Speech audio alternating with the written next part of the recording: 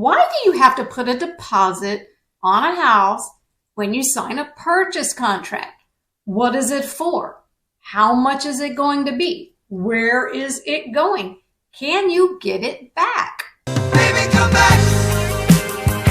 We're talking about earnest money deposits and escrows today, so stay tuned.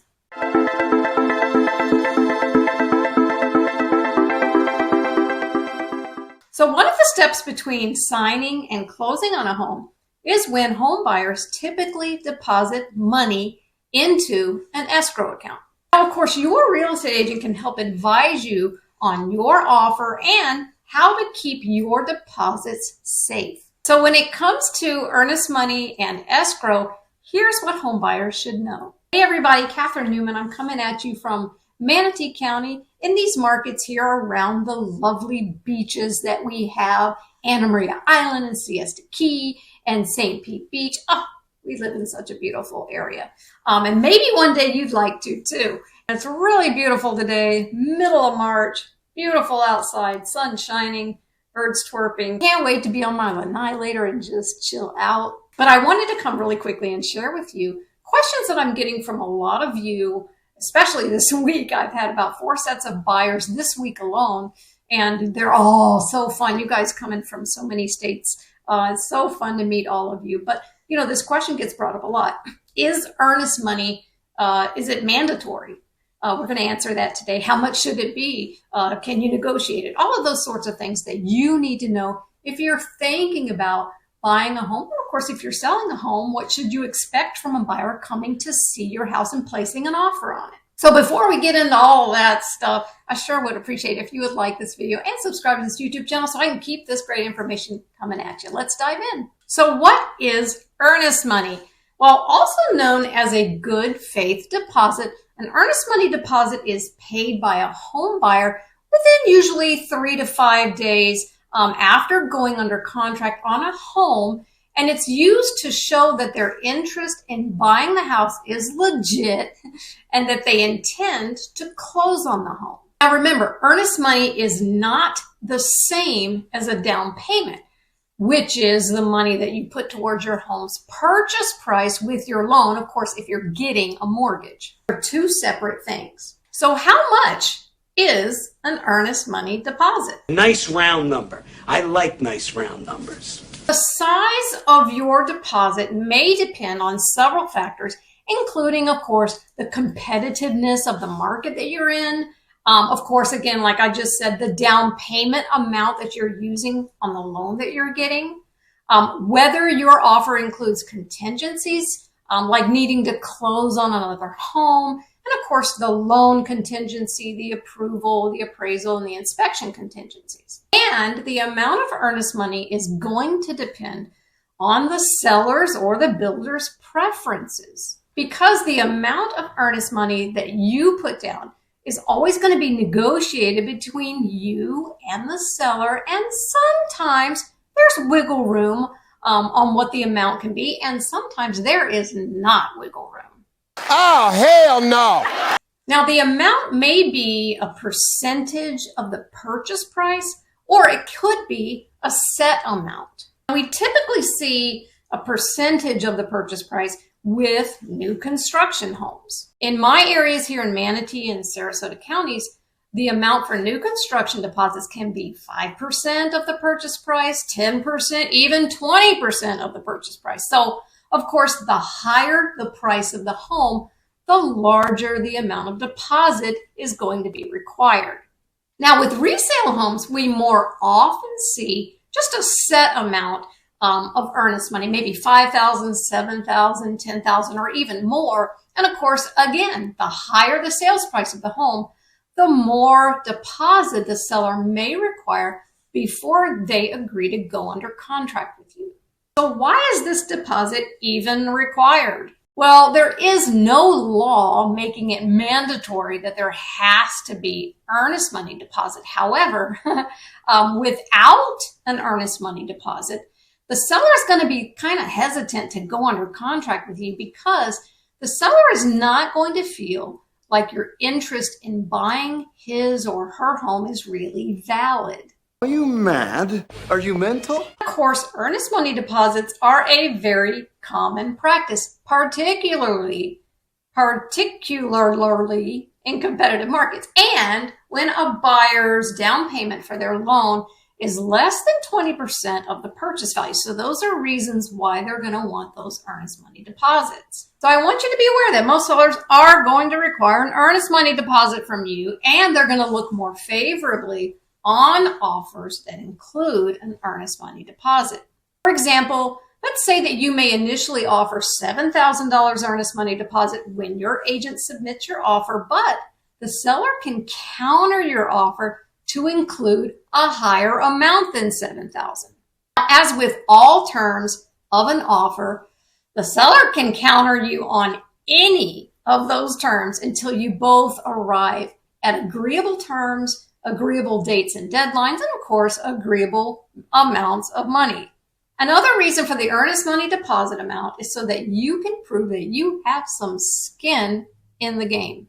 Because in essence, you're asking the seller to remove their home from being actively marketed to other potential buyers until all the terms of your contract are met. Do you really want to hurt me? So why would a home seller risk missing out on other potential buyers if you haven't put any money down in good faith for their home, or if your earnest money deposit is very little? They're not going to do it, because the time a seller loses on the market waiting on your buying process to complete could cost them other ready, willing, and able buyers. Plus, that earnest money deposit can be a security that the seller is owed if you default on any agreed upon terms in the contract. And yes, we're going to talk about how that happens in a few minutes. So to protect these funds, earnest money will be held securely in an escrow account until closing, or if there's any disputes over the contract, until all of those things are resolved. So during this time, the buyer and the seller will be unable to access those funds. You gonna show me the money. You gonna show me the money. So of course that brings us to, what is escrow? Escrow is a financial agreement in which a third party, such as an attorney or maybe another settlement or a title company or even some real estate brokerage companies, babysits the payments between the buyer and the seller, only releasing the funds involved when all of the terms of the contract are met.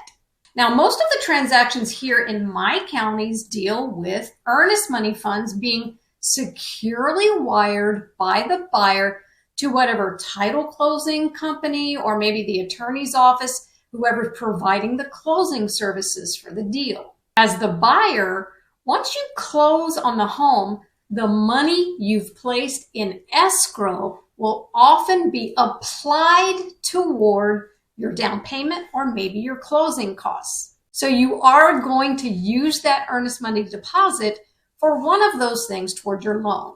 So it's not like you have your 10% or 20% deposit plus another earnest money. It's all going to be used towards your loan or your closing costs if you're not getting a loan. Either or, whatever way your lender knows to use your initial deposit towards purchasing that house. So many of you back in the day remember layaway. Do they still have layaway? I don't know if they still do. Does anybody still do layaway? I don't even know if that's a thing today. But it used to be that you could go shopping in September and pick out Christmas presents and that sort of thing and lay them away at what it used to be like Woolworths and Merck. Boy, I'm really dating myself, aren't I? I'm dating myself. But anyway, you could lay those things away, but they would require that you put a down payment on those Christmas presents that you were laying away. And then once it was time to finish that purchase and take those presents home and wrap them and put them under the tree, if you were into that kind of Christmas thing, or for whatever you were laying away, you then paid the rest of that money. So they always required a deposit. So it's kind of like that. You're just putting a deposit on the house, and then they use it later towards the entire purchase. If you remember layaway days, I'd love to hear from you. Tell me about your layaway days. Christmas is just a few months away. What are we gonna do? Remember the Golden Goat pawn shop? They have a 60-day layaway plan. Are there any risks to placing your money in an escrow account? Well, as with any transaction, the risk for fraud always exists with wiring money. But there are really good steps in place that can protect you during the home closing process when it involves the transfer of funds. And that's why we rely on title closing companies and or attorneys. Here they are title and attorneys. And they handle our buyers and our sellers because most of these companies have really secure portals for each individual transaction. And this is a place where all of the documents are uploaded and held. It's a place where all of the communication between the seller side and the buyer side, we keep all of that communication in one place. And it's a place where secure wiring instructions and verifications of the funds that are wired, that's where they're kept. We rely on these secure portals to keep as much as possible out of our everyday emails. And of course, they're much more secure. And of course, you're going to constantly see a disclaimer on most of the communications that you get from your title or your attorney, and of course from your lender, prompting you to be very careful about wire fraud and always confirm wire instructions with your bank, with your lender, and any other known parties that are involved or in person or on the phone before initiating the transfer. Believe me, you are going to get very detailed instructions about wiring in your instructions before you do it, and you will get confirmation that the wire from where you sent it and the wire to where it's going, that they see it. I can see clearly now. So I brought this up earlier, but what happens to the earnest money deposit if the transaction is canceled or somehow interrupted? So if the seller stops the sale, well, then the funds in earnest money in escrow, they're going to be returned to the buyer. Additionally, if contingencies included in the purchase contract, such as, the home inspection, the appraisal, or the financing, if none of those are unable to be resolved in the given timelines, then of course the money gets refunded to the buyer. So let's say that you don't get approved for your loan in the timelines, then you get your money back. However, if the buyer interrupts the sale for other reasons, the seller may get to keep the money. For example, if a buyer waives maybe contingencies prematurely, or maybe the buyer fails to meet the set deadlines. Oh, don't do that, people. Or maybe you get cold feet and you abandon the transaction, among many other circumstances. Well, this could result in the loss of their earnest money deposit. Now, with a great realtor working for you, you should not have to experience losing your earnest money deposit. So please, people, listen to me. Make sure you're working with someone who knows how to keep a tight rein on those dates and deadlines in your contract. I'm watching you. I'm watching you. Make sure you're working with a professional that helps to ensure that you understand all of the terms of your contract, and especially with new construction builder contracts, right? Because we want you to avoid putting your transaction and of course your money at risk.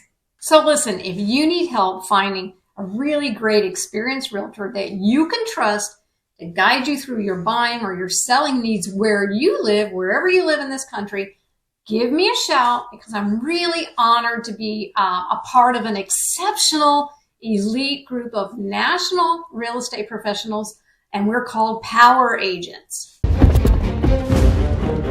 I know, sounds a little hokey, but it's true. And I've met great agents across the country, and I can help you connect with someone that's going to be your trusted advisor to keep your transaction from going down the freaking toilet.